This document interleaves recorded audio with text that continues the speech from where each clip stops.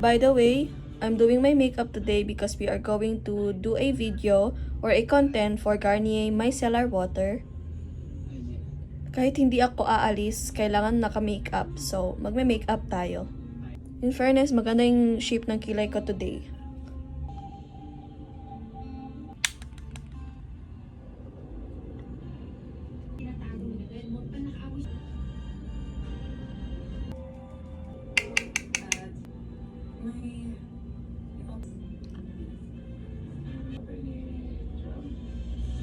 I'm done with my makeup, pero hindi pwedeng nakapambahay lang tayo, kaya mag-change tayo ng top.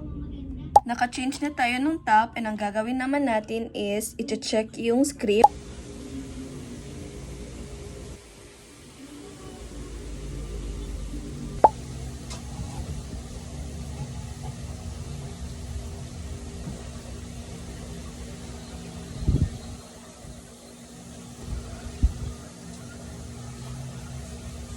Setup is done. Nilagay ko yung outline dun sa harapan ko.